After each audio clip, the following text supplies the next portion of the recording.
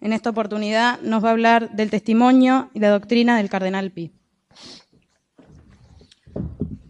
Por si alguno no conoce la figura, y creo que con derecho no hay obligación de conocerla, diría algunas palabras sobre la vida de este gran hombre, de este gran cardenal de la Santa Iglesia, para luego exponer lo más importante que es su pensamiento.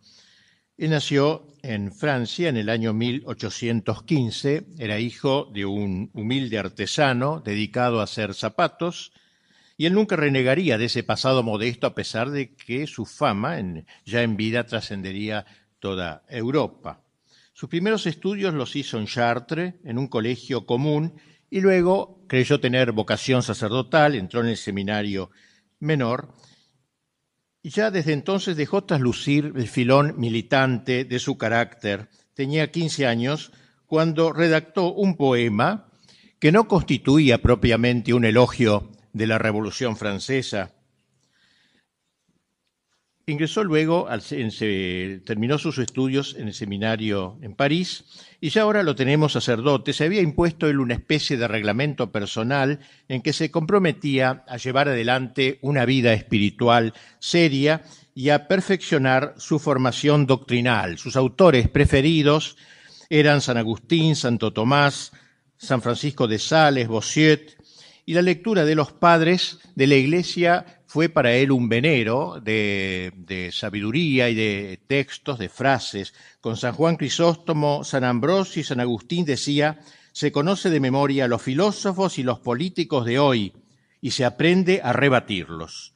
Se usaba a todos esos grandes padres de la Iglesia para rebatir los problemas de su época.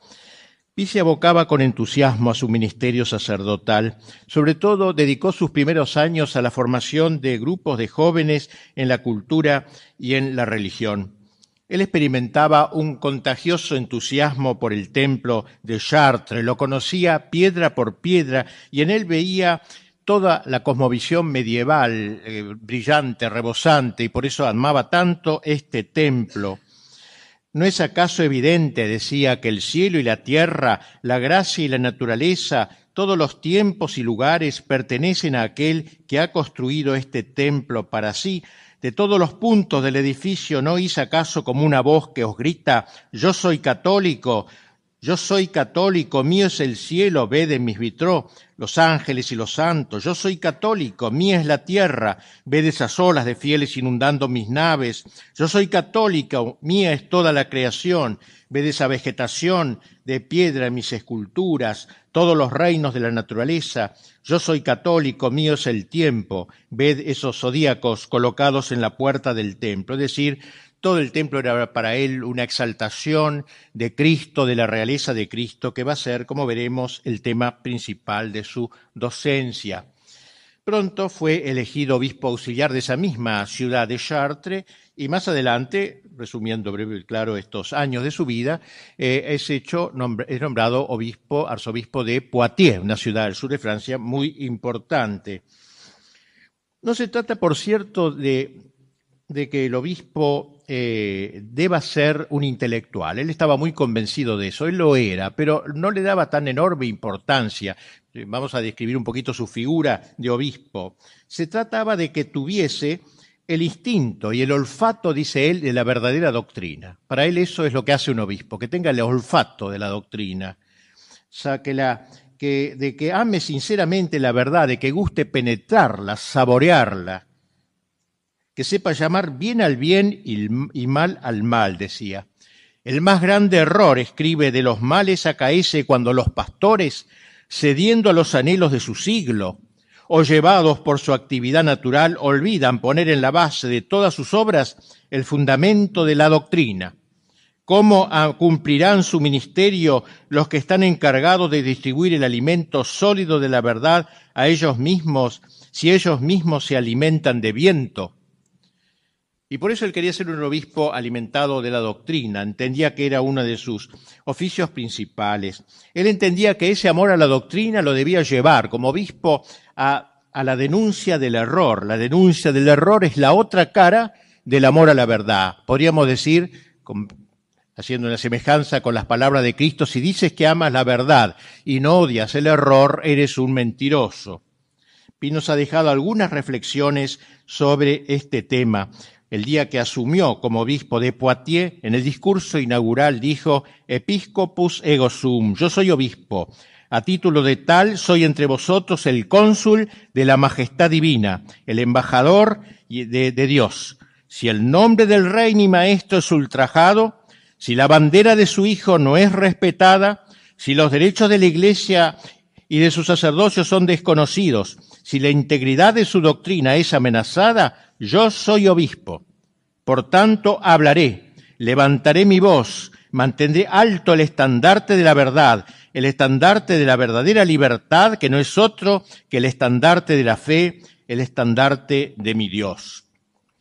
Lo ha querido dejar en claro desde el primer momento. Él se va a dedicar como obispo, que es a predicar la verdad y desenmascarar el error. No serán sino dos expresiones de una misma caridad, de un mismo amor a Dios, a la Iglesia y a las almas que de él dependen.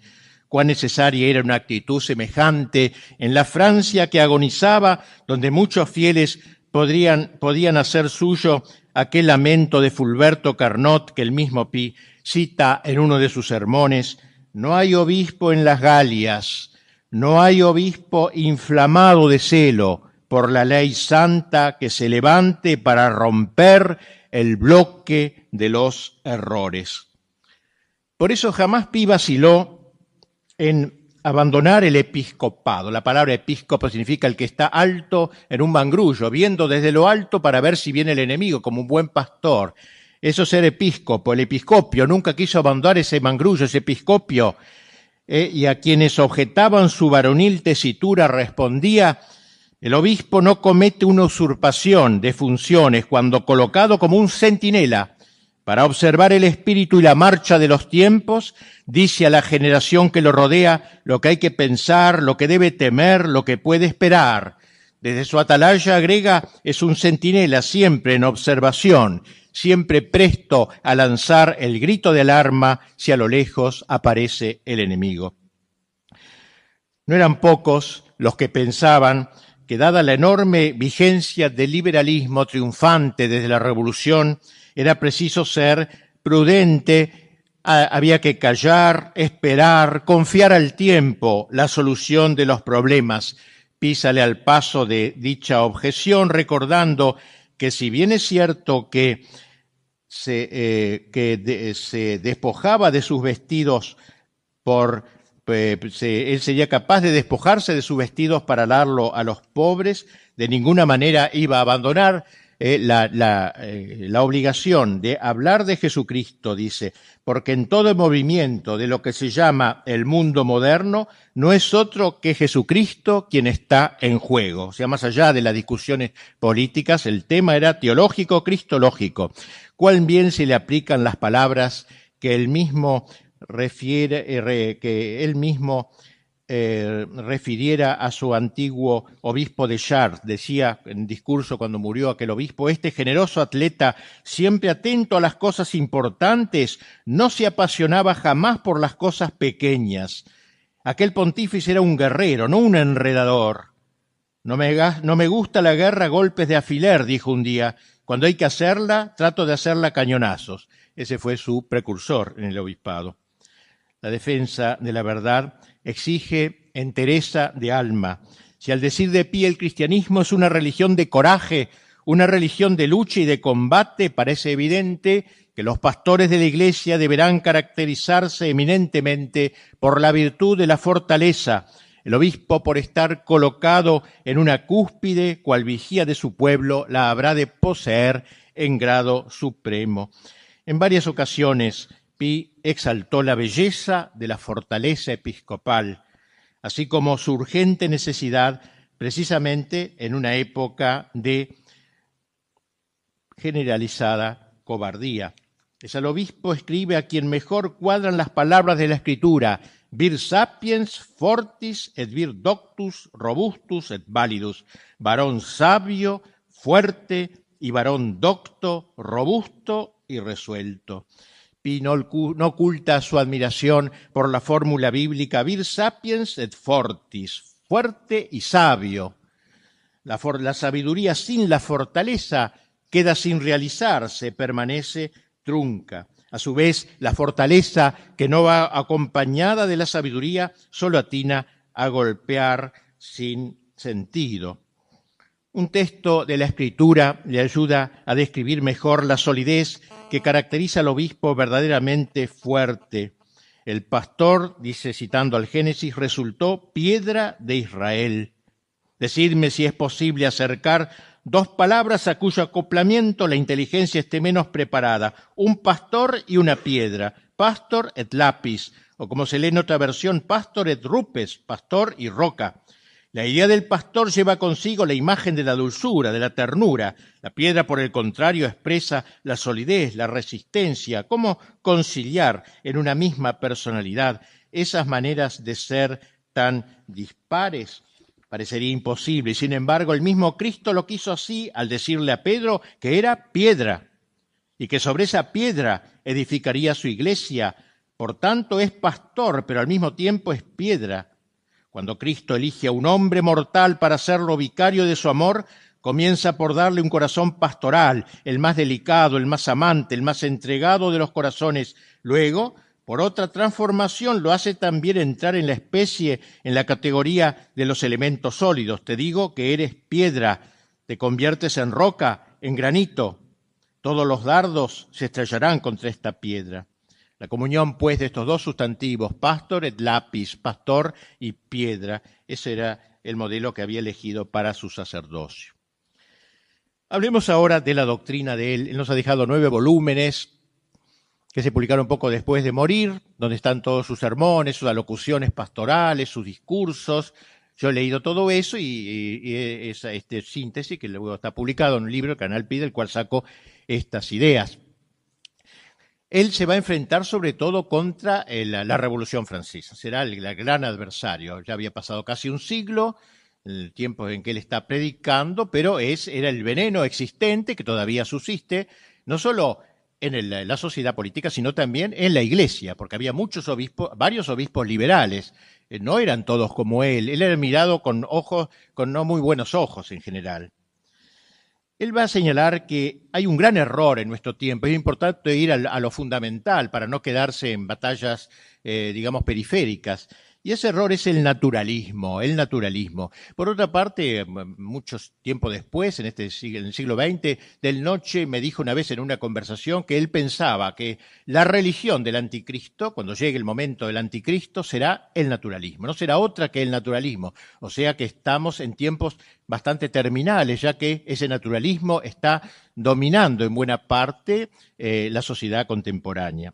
Para Monseñor Pi, uno de los síntomas de su época fue la impregnación de atmósfera que realizó el naturalismo. Dice, la inclinación actual de los espíritus y de los corazones, el rasgo principal de los caracteres, la costumbre de las sociedades, la ley que las rige y el espíritu político que las gobierna, la tendencia de la ciencia, la orientación de los estudios y de toda la educación, el signo propio de nuestro tiempo es lo que el Concilio Vaticano I denuncia en primer lugar nombrándolo por su verdadero nombre, a saber, el naturalismo. Por eso él se va a empeñar en desenmascarar este difuso error que consciente o inconscientemente inficionaba, como dije, incluso a numerosos hijos de la Iglesia.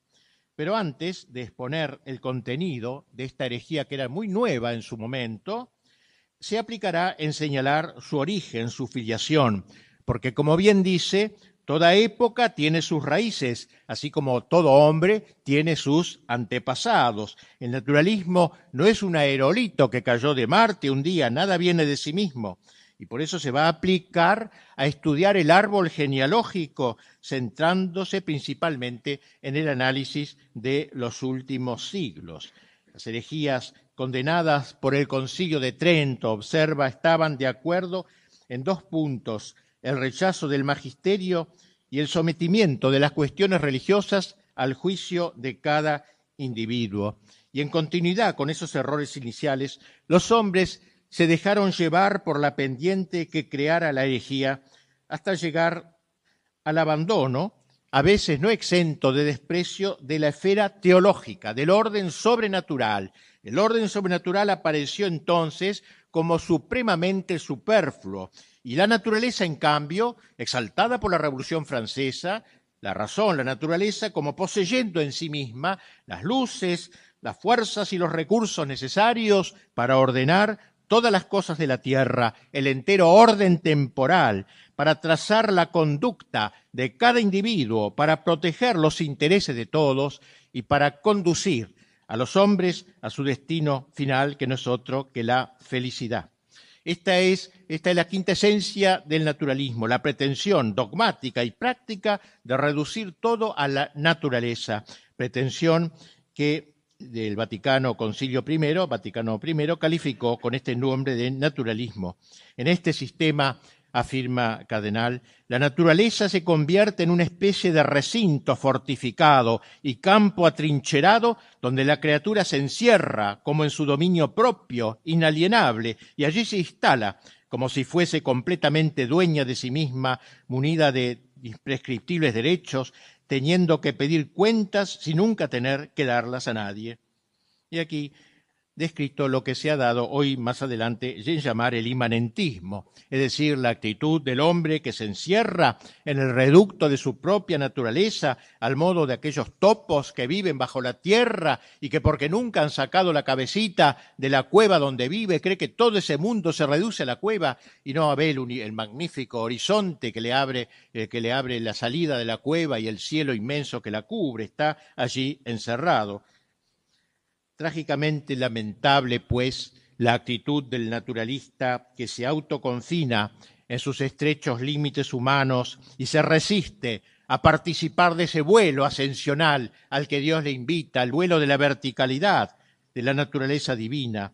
Si con razón, dice Pi, alabamos a aquellos inventores que han encontrado algún modo de ampliar el alcance de nuestros órganos físicos, por ejemplo, mediante un nuevo telescopio más poderoso que los antiguos, haciendo así posible un notable progreso en la astronomía, con cuánta mayor razón deberíamos celebrar el inconmensurable acrecentamiento que nos ofrece la revelación, telescopio sobrenatural, gracias al cual podemos penetrar en el orden increado, en los misterios divinos, en la vida personal de Dios. Y esto no para un grupo restringido de hombres o para una época determinada, sino para todo el género humano. El fin del hombre es la elevación, el fin del cristianismo es la elevación del hombre. Para eso se inventó el cristianismo. Dios se ha hecho hombre, dirá repitiendo una frase muy típica de los padres de la Iglesia, Dios se ha hecho hombre para que nosotros nos hagamos Dios. Dios ha descendido hasta nosotros para tomarnos de la mano y elevarnos y endiosarnos, para que ascendamos hasta su nivel sin abdicar, por cierto, de nuestra humanidad. El naturalismo, en cambio, escribe, hijo de la herejía, es mucho más que una herejía, es el puro anticristianismo.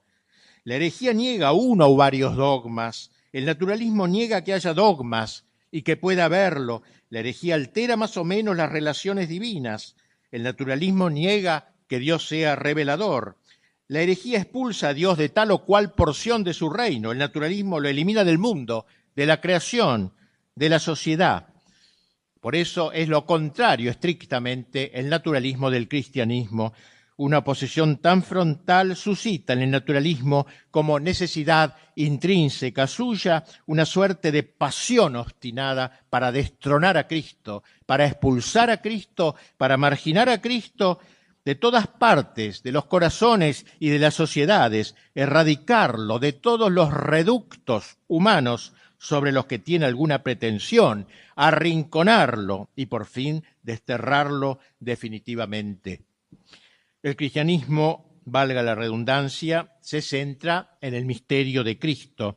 Y el misterio de Cristo es el misterio de la unión hipostática, la unión de la naturaleza humana y la naturaleza divina en la misma persona divina.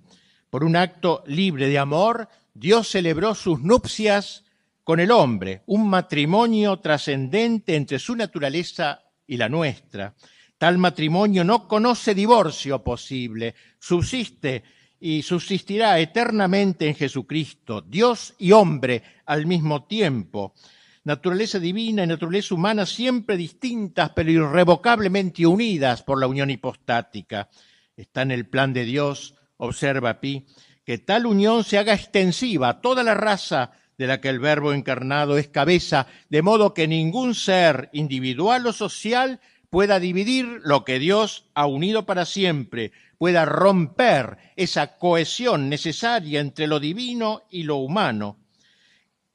Ahora bien, concluye, si se quiere buscar la primera y la última palabra del error contemporáneo, se advertirá con evidencia que lo que se llama el espíritu moderno no es sino la reivindicación del derecho adquirido o innato de vivir en la pura esfera del orden natural.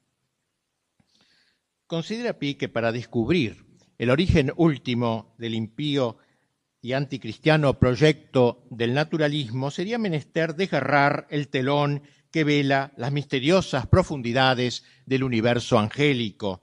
La rebelión de Lucifer, su negativa al servicio y adoración de Dios, non serviam, su pretensión de igualarse, seréis como dioses, al Creador con las solas fuerzas de su naturaleza, la invitación sutil que dirigió a nuestros primeros padres, tal es, dice, el origen último del naturalismo, algo pues preternatural, por sobre el hombre. Es pues preciso remontarse bien lejos para encontrar las raíces del naturalismo, hasta el drama de Satanás, para poder captar en toda su extensión la odiosa impiedad, escribe, de aquellos que adornan tan falsa como fastuosamente con el nombre de espíritu moderno aquel que es el más viejo de los espíritus, el espíritu de la antigua serpiente, el espíritu del hombre viejo, el espíritu que hace envejecer todas las cosas, que las precipita a la decadencia y a la muerte y que prepara insensiblemente las espantosas catástrofes de la disolución postrera. Es claro que el cardenal es muy inteligente y no confunde las cosas y comprende que no todos los cultores del naturalismo conciben de la misma manera esta obra de su padre, el demonio, sino que la ponen en práctica diversamente según las distintas inspiraciones que de él reciben. Y así escribe, el naturalismo tiene grados, absoluto en unos, parcial en otros, allá negando los primeros principios, acá descartando solo algunas consecuencias, pero como en la obra de Dios todo está unido, todo está estrechamente concatenado, la negación de las menores consecuencias conduce lógicamente a la negación de los principios de donde proceden.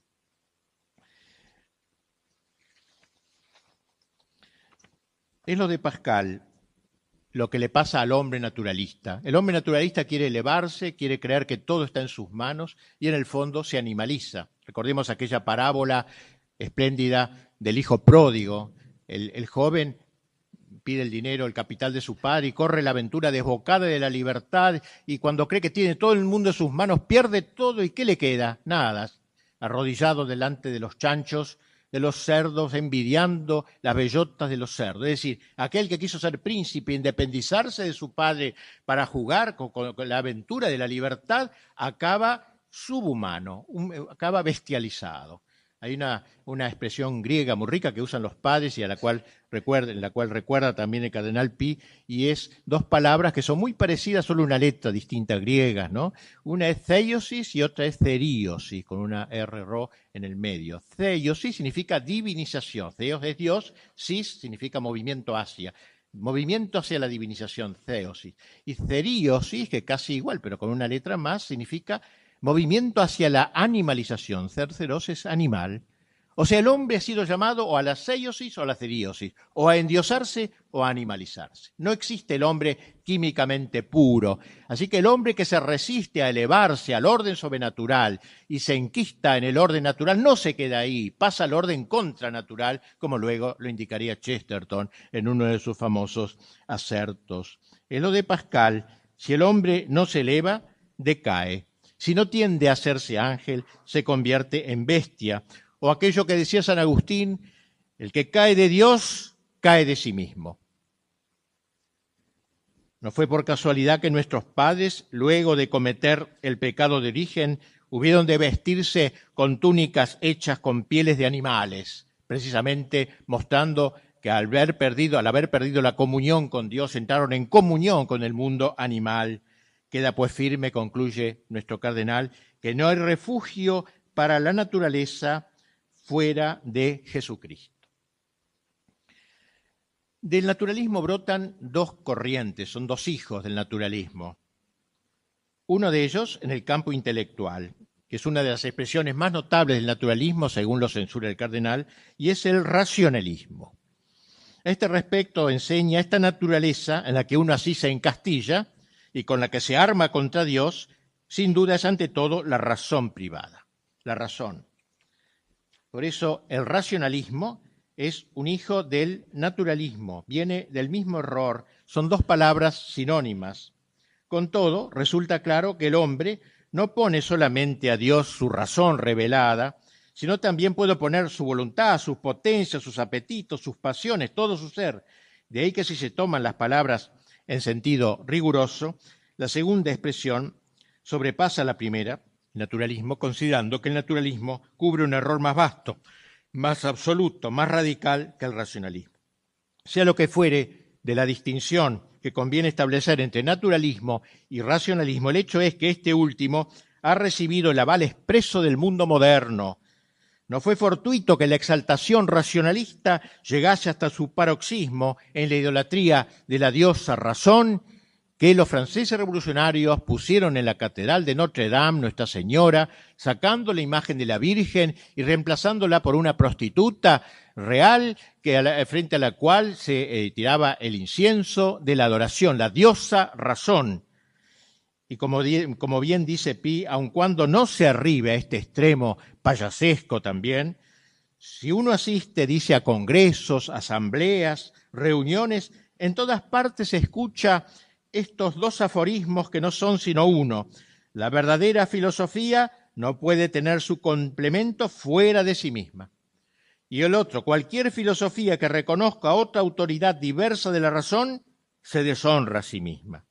Es pues el naturalismo aplicado al campo de la inteligencia. Una filosofía que se cierra conscientemente a la trascendencia es una pseudofilosofía, es una antifilosofía.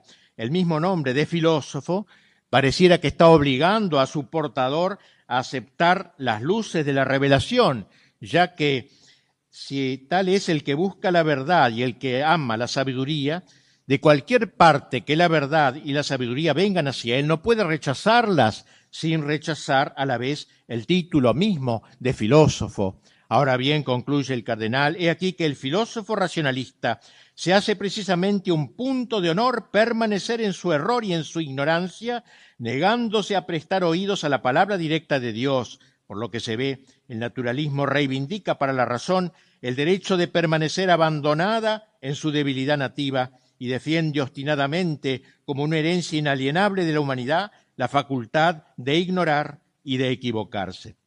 Pensemos que en esa época del cardenal, como lo había sido desde la Revolución Francesa, el nombre de filósofo constituía un signo de reconocimiento. El filósofo, entre comillas, eran los grandes pensadores de la Revolución, de las luces, ¿no? Eran los filósofos de la mentalidad iluminista, tan acabadamente expresada en el espíritu de la enciclopedia, que aún era plenamente vigente en la época del cardenal Pi. Por eso insiste tanto en el argumento ad hominem y les dice a estos pseudofilósofos: vosotros no sois filósofos, sois antifilósofos, retardatarios, antirracionales.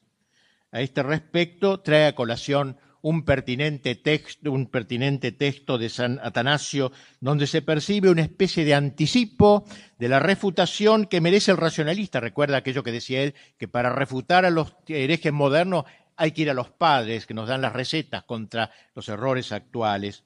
El filósofo, deliberadamente extraño a la fe, dice el cardenal, ¿cómo llamar hombre racional o razonable a quien prohíbe a su razón conocer al Verbo, que es la razón del Padre? ¿Cómo llamar filósofo, parafrasea Pi, a aquel para el cual la soberana razón de Dios es una locura que no quiere y no puede comprender? ¿Cómo calificar de filósofo, es decir, de amigo de la sabiduría, a quien no quiere saber nada con la sabiduría eterna que ha bajado a la tierra, con esa sabiduría cuyas delicias es habitar con los hijos de los hombres? Nada hay, pues, completamente razonable, concluye el cardenal, nada definitivamente filosófico en quien quiera se instale obstinadamente dentro de los límites de la simple naturaleza y de la sola razón. El racionalismo vulnera la imagen de Cristo.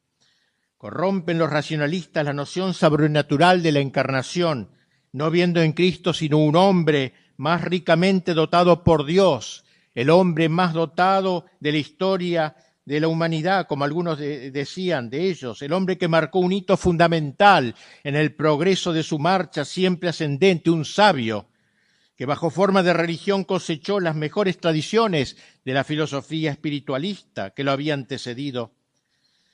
Para mejor fundar sus acertos, la crítica racionalista del siglo XIX se obstina en pretender probar que jamás Jesucristo afirmó claramente su propia divinidad, más aún si lo hubiese afirmado, de hecho, no lo ha probado. ¿Y los milagros? No, ninguno de ellos ha sido científicamente demostrado, más aún, ni siquiera hay que prestar atención a esa presunta prueba, ya que a priori el milagro es inadmisible, como lo es la encarnación misma, en favor de la cual se alega un gran milagro, considerándosela eminentemente en la categoría de lo sobrenatural, lo cual es antifilosófico para un naturalista, anticientífico, es absurdo, es imposible. En realidad Dios, escribe Pi, no es sino todo lo bueno, dicen ellos, ¿no?, que sale de las profundidades de nuestro ser.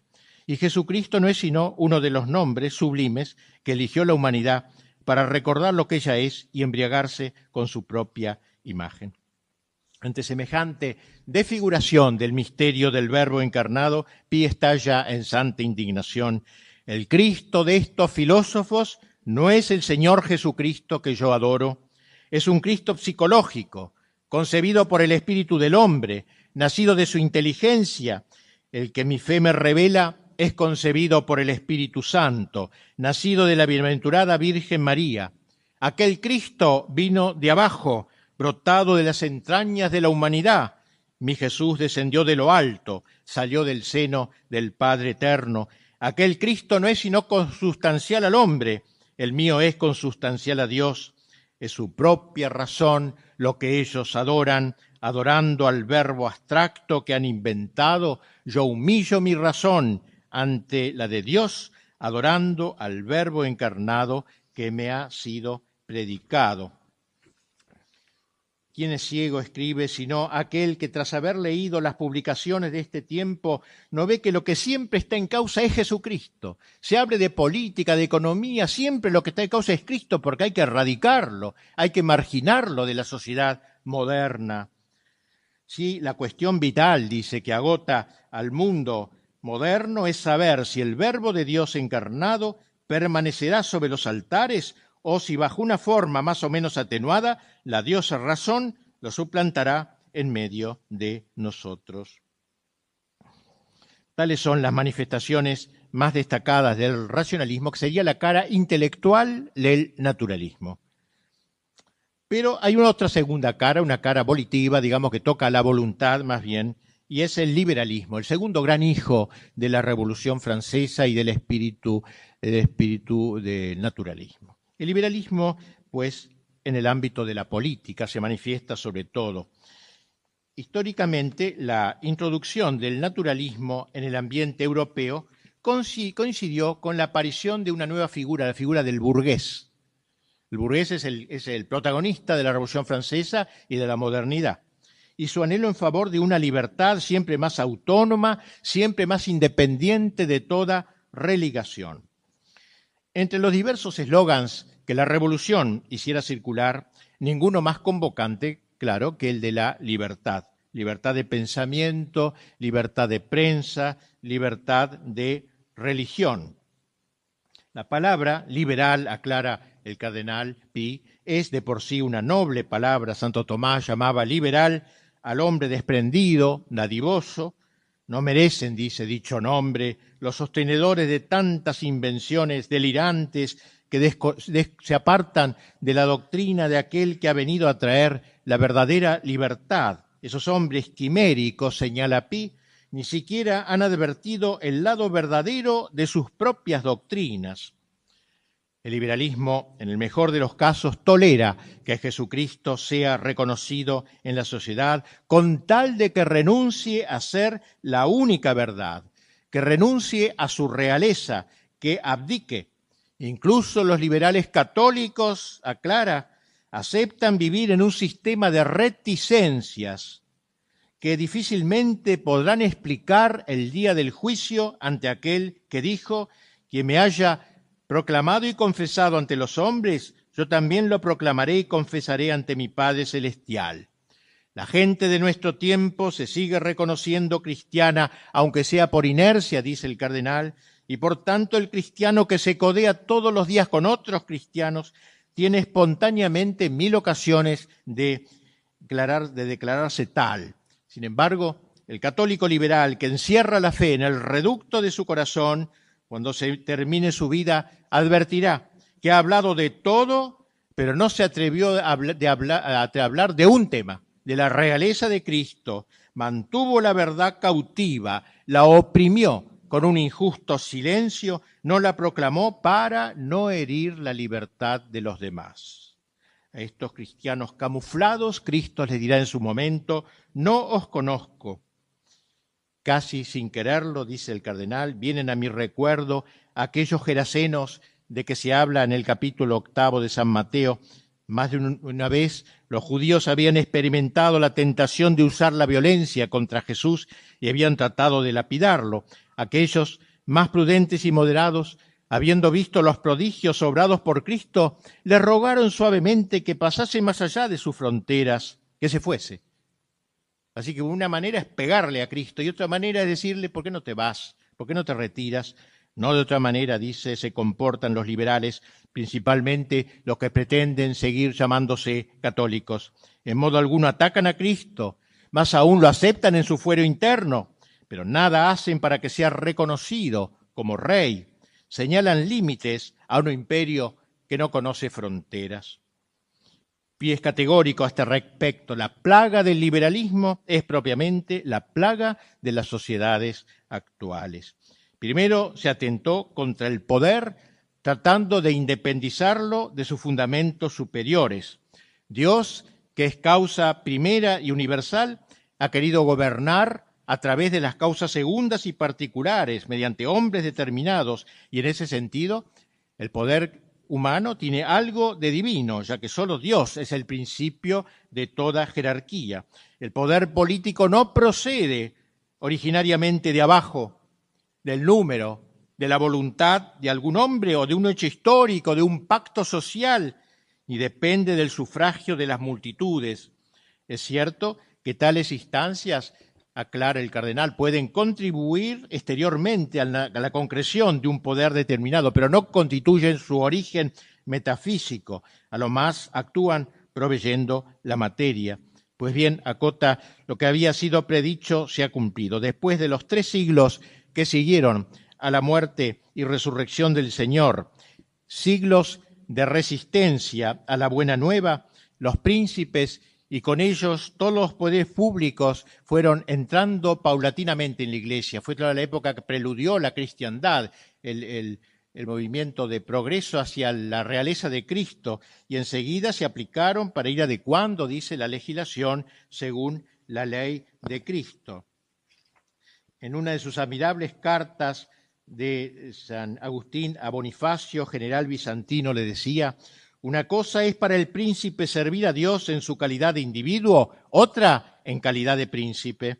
Como hombre lo sirve viviendo fielmente, como rey dando leyes religiosas y sancionándolas con el adecuado vigor.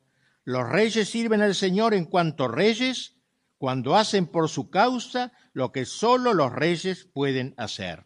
Esta afirmación tan taxativa encontró eco en su De Civitate Dei, San Agustín, donde escribe: llamamos felices a los emperadores cristianos si ponen su poder principalmente al servicio de la majestad divina para el acrecentamiento de su reino y de su culto. Pues bien, el liberalismo moderno proclama la secularización total de la política respecto de la realeza de Cristo y la secularización de las leyes, de la educación, de las relaciones internacionales, de la economía como el principio dominante de la sociedad nueva, el liberalismo, de esta sociedad emancipada de Dios, de Cristo y de la Iglesia. Y en aquellos lugares donde la Iglesia, fiel a su misión, sigue reivindicando el estrecho derecho de Dios sobre las naciones y sus autoridades, se la acusa de querer implantar de nuevo la dominación clerical, la teocracia, o si no, se pone en duda su capacidad de comprender los tiempos nuevos, su competencia, su oportunidad de la intervención doctrinal. Incluso sus sedicentes amigos piensan a veces así, dice el cardenal, creyendo que cuando la Iglesia proclama los derechos de Dios, está comprometiendo el éxito de sus esfuerzos en pro de una sociedad más humana. Esta concepción secularizante de la sociedad, sostenida por el filosofismo de moda, resulta de una especial perniciosidad, afirma el cardenal, porque tiende con todas sus fuerzas a salir del campo de las especulaciones intelectuales para apoderarse de la dirección de los asuntos humanos. El error naturalista, cuando se refracta en la política, busca ser considerado como un dogma social. Y si bien comprende que difícilmente logrará dominar a todos los individuos, aspira a convertirse en ley de los estados, en principio regulador del hombre moderno. Y así escribe el cardenal: el edificio del naturalismo filosófico espera su coronamiento del naturalismo político. Llamo con este nombre al sistema según el cual el elemento civil y social no hace referencia sino al orden humano y no tiene relación alguna de dependencia respecto del orden sobrenatural. Hemos insinuado que esta actitud secularizante no es exclusiva de los hombres impíos. Por una de esas incongruencias de que el espíritu humano es susceptible, no faltan quienes, sin poner en duda el carácter divino del cristianismo, enseñan que la autoridad de Cristo, de su doctrina, de su ley, de su iglesia, se detienen en el umbral de la vida pública. Hay cristianos, escribe, que se creyeron con derecho a pensar que las naciones no están obligadas, como los particulares, a profesar los principios de la verdad católica, que los pueblos incorporados a la Iglesia desde el día de su nacimiento podían legítimamente, después de una profesión 12 o 14 veces secular del cristianismo, abdicar del bautismo nacional, eliminar de su seno todo elemento sobrenatural y mediante una declaración solemne y resonante volver a colocarse en las condiciones de lo que creen ser el derecho natural, en fin, que la generación heredera de aquella que había realizado en todo o en parte dicha obra de descristianización legal y social, podía y debía aceptarla no solamente como una necesidad, sino como un verdadero progreso. Llegaron incluso a pedir de la Iglesia que entre en el interior de su conciencia, que examine si en el pasado fue suficientemente justa con la libertad y de cualquier modo que comprenda que ya que hoy se beneficia con la libertad que se permite a los que la defienden, no les es lícito, so pena de ingratitud y deslealtad, negarse a sancionar para el futuro este sistema de liberalismo, gracias al cual se puede todavía sostener su causa en la hora presente. Muestra el cardenal cómo el liberalismo todavía contiene, incluso el liberalismo católico, contiene un vacío interior, se encuentra vaciado y desnaturalizado. En cierta ocasión, Francia fue convocada por las autoridades para ofrecer a Dios el tributo de las oraciones públicas. Pues bien, a pedido de los creyentes más irreprochables, la resolución oficial que a ello invitaba debió colocar en un mismo nivel a la verdadera Iglesia y a los cultos disidentes, ya en esa época. Asimismo, con el apoyo de numerosos católicos liberales, la reivindicación de la santidad del domingo no se pudo proclamar, sino favoreciendo igualmente el sábado de los judíos y el viernes de los musulmanes. Pues bien, dice el cardenal: Señor Santísimo, ¿no nos has enseñado tú mismo que tu nombre es el Dios celoso, el Dios que no soporta rivales? Así dice Éxodo 34, el Señor se llama celoso es un Dios celoso y que tu fuerza está al servicio de este legítimo celo? Pues bien, los católicos liberales de algún modo se unen con los descreídos al rechazar de los estados modernos todo vestigio de poder divino. Aunque se autocalifiquen como hombres de orden, no por ello son menos destructores de toda autoridad y por tanto de todo orden real. Bien, esta sería el naturalismo y sus dos derivaciones en el orden intelectual, el racionalismo, y en el orden de la voluntad o político, el liberalismo. Pues bien, este Estado naturalista, racionalista y liberal no solo destruye la sociedad al arrebatarle su relegación fundamental, y esto es muy inteligente el cardenal de decirlo, sino que también a las personas individuales que le están sometidas las destruye. Han quedado como apoyadas sobre arena movediza. Los principios que antes presidían el quehacer de la sociedad, los principios de la revolución, los principios que antes en la época de cristiandad presidían, ahora se han convertido en opiniones. Ya no hay más principios, sino opiniones que son, en cuanto a su origen, los actos más ínfimos de la razón humana y en cuanto a la conducta que determinan las reglas más mudables, más inciertas y sin norte. El hombre moderno, producto del naturalismo reinante, es un hombre descuajado, esclavo del egoísmo y la codicia, sujeto a la sed de dinero, a los empleos, a los placeres. Tales males no son sino la consecuencia de otro mal que es su principio y es el menosprecio de la doctrina. Si la doctrina, aun cuando está firme, con frecuencia resulta impotente para reprimir las pasiones y salvar el orden interior, según nos lo enseña la experiencia, ¿acaso cuando falta ello, cuando faltan los principios, cuánto más, cómo no engendrará, dice él, desechos de hombres? Renunciando a la verdad se hace cómplice de las peores inclinaciones de la naturaleza. El derrumbe de los principios va irremediablemente unido con el derrumbe de las personas. No solamente todo resulta quebrantado, sino que lo que es peor se declara, digamos, al hombre también destruido. Analicemos más brevemente, ya vamos terminando, este saqueo que la idea moderna del liberalismo, del naturalismo, del racionalismo han realizado en la sociedad, en los individuos. El pecado heredado de nuestros padres había logrado que la humanidad, dijimos, se pusiese al nivel de los animales. En vez de endiosarse, no con el sentido demoníaco, seréis como dioses por la soberbia, pero sí por la humildad y por la gracia, el hombre se había animalizado enteramente. La encarnación del Verbo, que era ese descenso de Dios a las profundidades de nuestra miseria, nos había tomado de la mano para elevarnos hacia Dios. Pues bien, a la inversa de lo que Dios había proyectado en la encarnación de su Hijo, un Dios que se abaja a los hombres para elevar a los hombres y ponerlos en comunión con Él, el hombre rebelde que endiosó su inteligencia y su voluntad, pretendiendo ascender por sus propias fuerzas, como antaño lo proyectara mediante la Torre de Babel para igualarse con Dios, solo logró verse arrojado en el tremedal de su angustia. No otra cosa fue la victoria a lo pirro del naturalismo, racionalismo y liberalismo. Había descrito magistralmente este proceso de ascenso y descenso protagonizado por el hombre de nuestro tiempo, recurriendo a la parábola que antes aludí del hijo pródigo.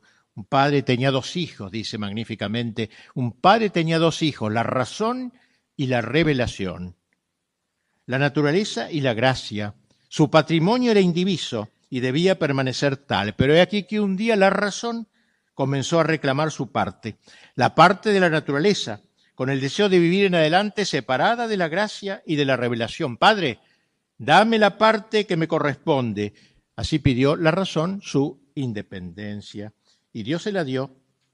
Entonces la razón independiente o la naturaleza libre de la gracia comenzó a avanzar sola, se fue lejos, y a este alejamiento lo llamó progreso, considerando cada novedad como un triunfo.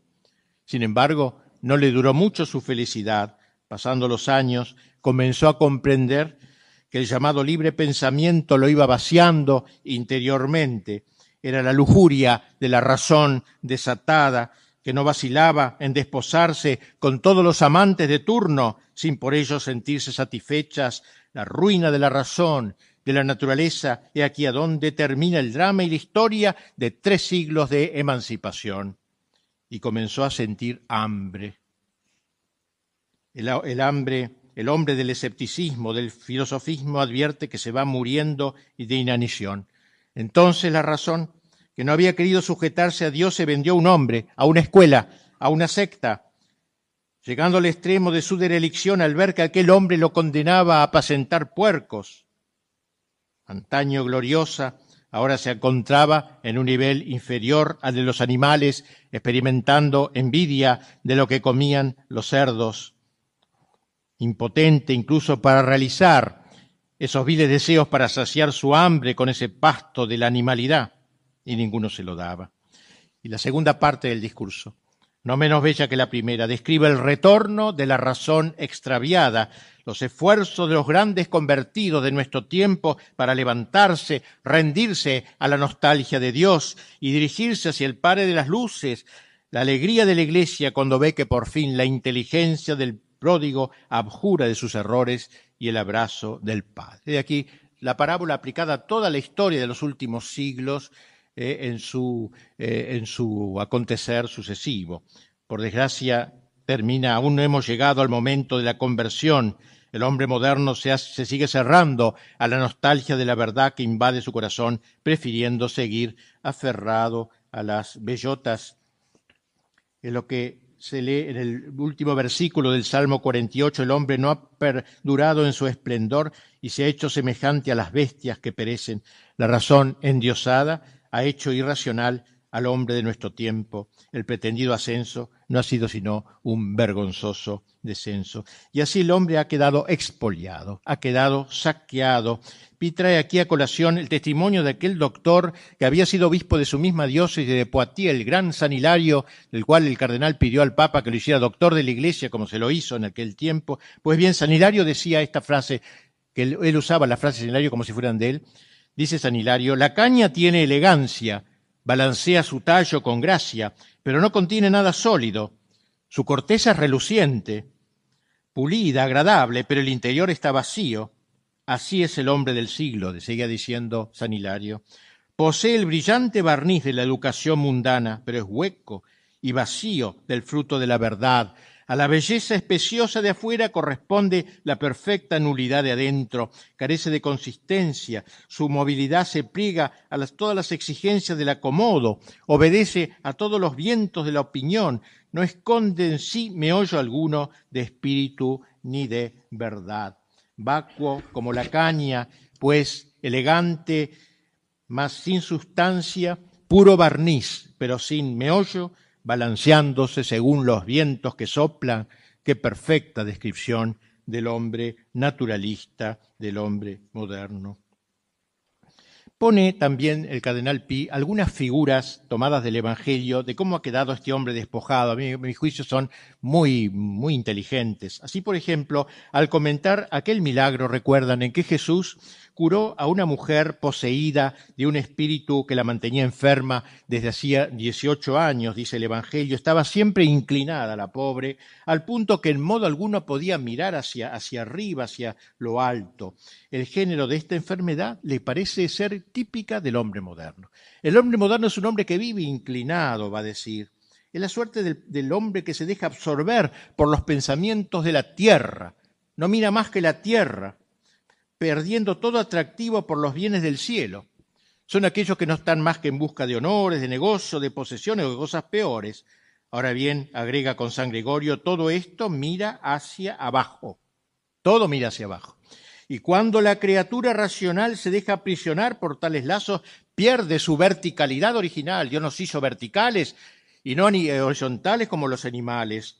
Abandonando la noble estructura que Dios le había dado al hombre para mirar hacia lo alto, toma la figura del animal, siempre inclinado hacia la tierra, impedido por su conformación natural de levantar la cabeza. El hombre que se acostumbra a mirar siempre hacia abajo, acaba por crear en él una especie de segunda naturaleza, una desviación, una curvatura, una enfermedad de la curvatura deforme de todo el ser. ¿No es acaso, concluye el cardenal, como lo vemos con nuestros propios ojos, que multitudes enteras, tomadas de todos los niveles y de todas las condiciones, están tocadas por esta enfermedad contagiosa del abajamiento, enfermedad tan profunda que sus víctimas tienen ya su cuerpo completamente desviado y torcido. Otro texto del Evangelio que le aplica al mundo moderno es el comentario que en torno a otro milagro del Señor el día siguiente de su transfiguración en el Tabor, cuando al descender de la montaña, un hombre corrió hacia él y arrojándose a sus pies le dijo: Maestro, ten piedad de mi hijo que es lunático, es loco y sufre de un mal terrible, porque con frecuencia cae en el fuego y muchas veces en el agua. Lo presenté a tus discípulos, pero no han podido curarlo. El cardenal va a aplicar frase por frase, digamos, del relato a la situación actual, ya que entrevé una descripción exacta también de la enfermedad que aqueja a su país desde que está poseído, lunático, por el espíritu revolucionario de la Revolución Francesa. Manifiestamente, dice, la sociedad actual está afectada del mal caídizo. Así la otra, el mal de la incurvatura, ¿no? De la curvarse. Del mal caídizo. Cada tanto advertimos cómo es arrojado por tierra. Con enorme frecuencia vemos sus instituciones haciendo agua. A veces incluso resulta presa de las llamas. Y esas caídas han tomado un carácter tal de periodicidad que ya parece tratarse de una ley de la historia contemporánea. Recuerda la frase que el Señor le dirige al padre del enfermo: ¿desde cuánto tiempo sucede esto? Y él le contestó: desde su infancia. Lo que así comenta el cardenal. Y así es en verdad. El mundo moderno pone cierto amor propio en proclamar su fecha de nacimiento. Con gusto se dice hijo del 89, es decir, la Revolución Francesa. Ahora bien, desde esa época gloriosa, nuestra patria ha estado constantemente bajo el imperio de esta singular afección morbosa, y dice una frase que en los oídos democráticos podrá resultar hiriente, digamos, pero dice: esta afección morbosa que los latinos, por una sinonimia curiosa, cuya explicación encontramos en los diccionarios, llaman con un nombre que se llama el mal parlamentario o el mal de los comicios. Porque es una cosa rara relacionar los comicios democráticos con el lunático, porque parece que en esa época, según dice un diccionario, si alguien se enfermaba de ello en los tiempos de los comicios, se suspendían los comicios. Bueno, un buen motivo tendríamos acá para usar ese procedimiento en caso de emergencia. Pero sea lo que fuera, relacionaba la locura con este mal comicial, un poco lo relaciona con la Revolución del 89. Cristo interroga al Padre acerca de su fe, y llorando le contesta: creo, Señor, pero aumenta mi incredulidad. Ayuda a mi incredulidad. Lo que así comenta el cardenal: es a ti, pueblo de Francia, a quien hay que preguntar si puedes creer o si puedes declarar auténtica tu creencia, a ti cuyo bautismo es contemporáneo de tu nacimiento, a ti el primogénito de la ortodoxia, a ti cuyo nombre es en el mundo entero sinónimo de hombre cristiano, ¿puedes creer? Ah, si este pueblo llegase a lanzar el grito que partió del pecho del hombre de nuestro evangelio, si llegase a decir a Cristo: creo, Señor. Pero después de más de un siglo de orgías intelectuales y de perturbaciones sociales, no os ofendáis, Señor, por la debilidad e imperfección de mi fe. Creo, Señor, pero ven tú mismo en socorro de mi incredulidad y repara las brechas que tantas revoluciones han abierto en mi fe. Jesús se dirigió entonces en voz alta y firme al espíritu malvado que tenía cautivo al niño enfermo y lo salvó. Pródigos, pues, hijos pródigos, sordomudos, epilépticos, endemoniados, así son los hombres de nuestro tiempo, aunque se crean sanos e incluso llegados a su madurez. Pero notemos que Pi no es ni quiere ser pesimista. En todos los casos, la historia evangélica acaba bien. El pródigo se reintegra a la casa paterna, el epiléptico es curado, el endemoniado exorcizado, y así sucederá con nuestra sociedad si se dispone a renegar de su apostasía, de su ceguera, de su epilepsia, de su sujeción al demonio, de su curvatura, y pronuncia un solemne acto de fe, al menos tan solemne como fue su apostasía. En ese caso, el Señor se comportará como el hombre del Evangelio. Bien, es necesario, pues, la clarividencia de detectar el error, dice él, que es lo primero que hay que hacer una denuncia pública, desenmascarar públicamente el error. El error, dice, no se revela compacto, está mezclado con lo malo y lo bueno, y por tanto muchos se engañan por ese motivo, y muchos católicos militantes no se dan cuenta a veces del carácter ambiguo que presenta el error, sobre todo en la época presente. Y que el gran error de nuestro tiempo que hay que denunciar es el endiosamiento del hombre, de este dogma fundamental deriva todo lo que se llaman principios modernos, como llamaban los revolucionarios.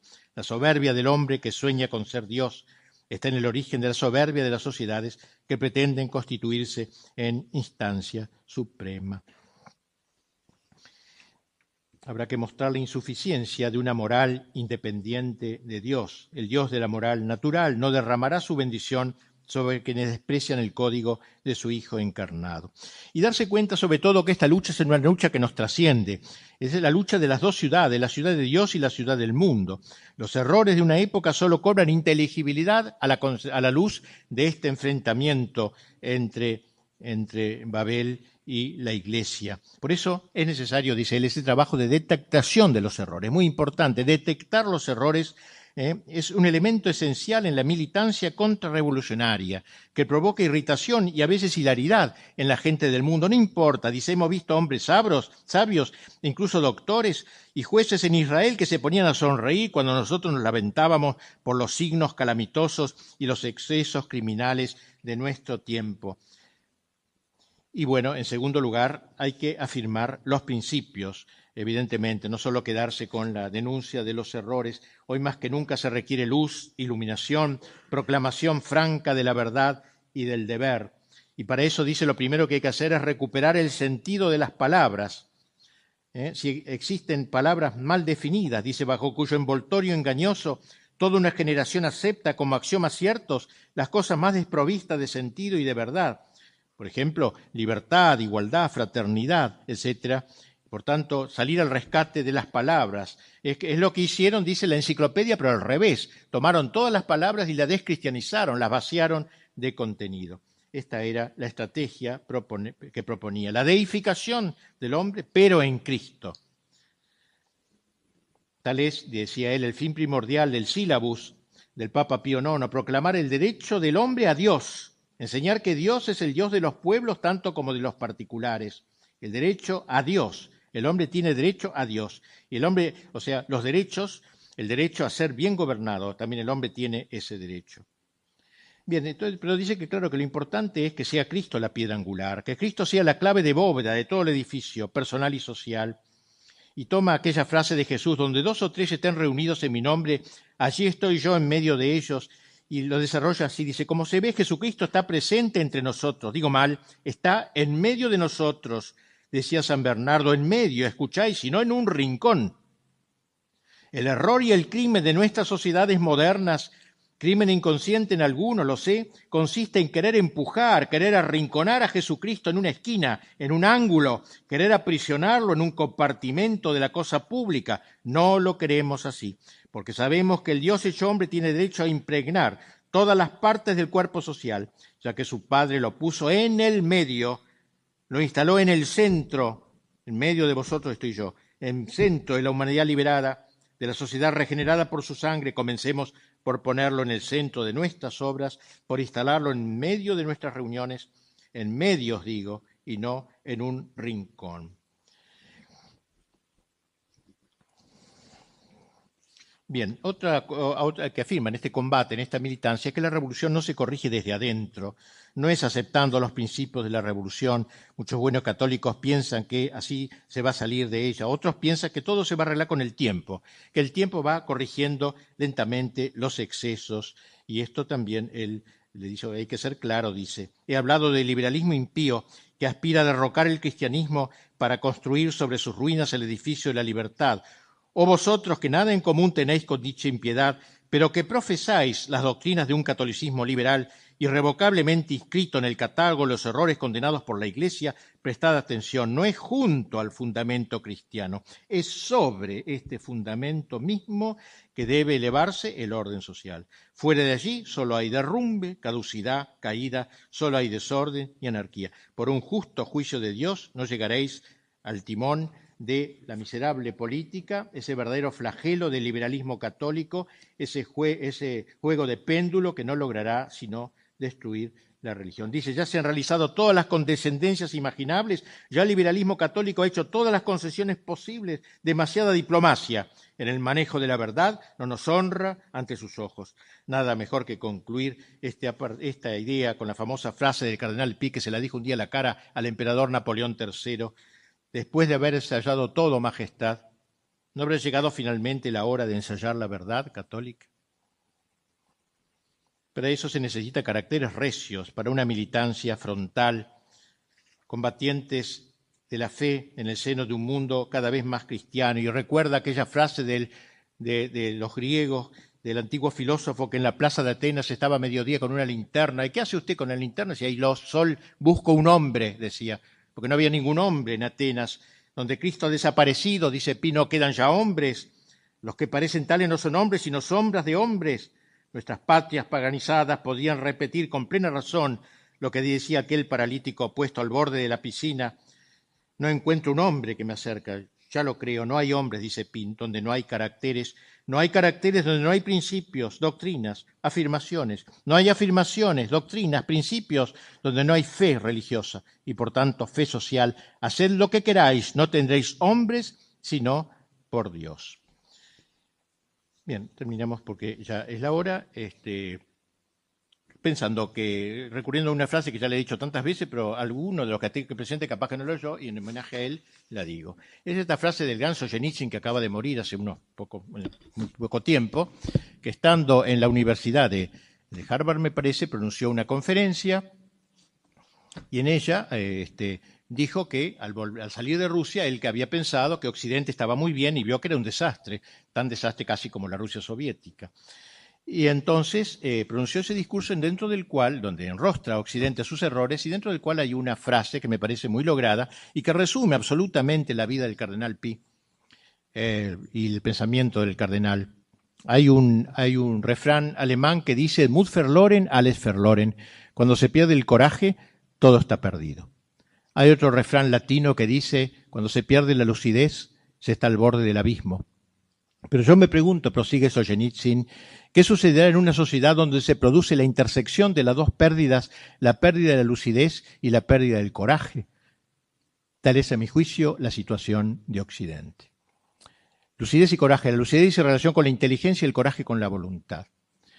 Una lucidez sin coraje sirve de poco. Es la lucidez de aquel que en un escritorio hace el diagnóstico perfecto de lo que está sucediendo y hasta de los remedios que hay que poner, pero luego, como no tiene coraje, a la hora de no sabe poner los remedios, no se anima a poner los remedios. Un coraje sin lucidez no sirve para nada porque es arrojarse sobre un enemigo, si sabe por qué, contra molinos de viento en última instancia. Pero cuando la lucidez se une con el coraje, tenemos figuras como el cardenal Pi. Por eso yo le puse su título a mi libro, Lucidez y coraje al servicio de la verdad. Me parece que estas dos palabras, el hombre que vio claro, y diagnosticó claro y fue valiente, corajudo en sus palabras, que le costó tanto, no te puedo contar todo lo que le pasó en su vida, pero que muestra que es un pastor tan bueno. Después de haber hablado hoy de otros pastores no tan ejemplares, me parece que la figura de él nos reconcilia, digamos, con esta imagen del pastor, que es un personaje realmente selecto, debería serlo dentro de la iglesia, que conoce a sus ovejas, que da su vida por sus ovejas, como la parábola del buen pastor claramente lo describió. Nada más.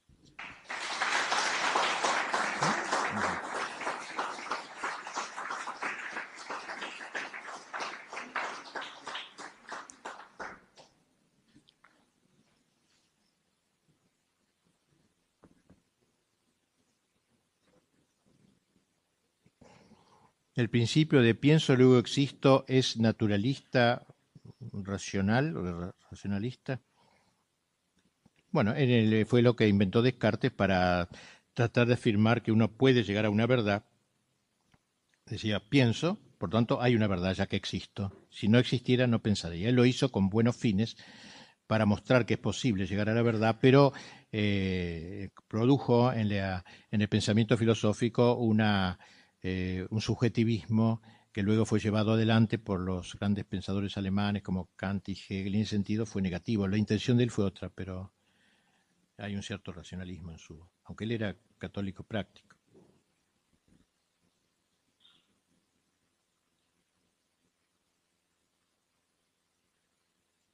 No entiendo la letra. ¿Podrías ampliar el sentido del vocablo cuál? ¿Quién es el que? Inmanentismo, sí. Inmanentismo viene de latín in manere, que significa permanecer en. Es la actitud del hombre que vive en la tierra como si esta fuera su patria definitiva, su patria terminal. y se opone al trascendentalismo. Trans significa atravesar, transatlántico. Trascendentalismo es la actitud del hombre que vive en esta tierra sabiendo que esta no es su patria final, sino que es un pasajero camino hacia una patria terminal definitiva, el cielo. La actitud del cristiano es evidentemente trascendentalista. La actitud del hombre moderno es eminentemente inmanentista, que se expresa de muy diversas maneras en los últimos siglos, cada vez con más fuerza, tanto que por algo Marx habló del paraíso en la tierra, o sea, paraíso, pero no allá, es que no existe, sino el único lugar real que es esta tierra. En fin, y muchas otras corrientes que son de índole imanentista, tanto en la filosofía también, el hombre que se interna dentro de sí mismo. Y Gramsci decía que la quinta esencia del comunismo es la inmanencia, el espíritu de inmanencia, no es la plusvalía, ninguna cosa de las que se dice vulgarmente, la lucha de clases, la aparición de la tierra o la dictadura del proletariado, sino que es el inmanentismo, la quinta esencia del marxismo, en la cual comulga, dice, con el marxismo, dice él, empieza casi en el Renacimiento, digamos, con la exaltación del hombre, pasa por la Reforma, la Revolución Francesa como un hito importantísimo, la Revolución Soviética, y hasta llegar a ellos, y que la quinta esencia de todo ese movimiento es una carrera hacia cada vez un mayor inmanentismo, una mayor afincarse en este mundo, como decíamos, desde el topo que se mete en la cueva de la inmanencia.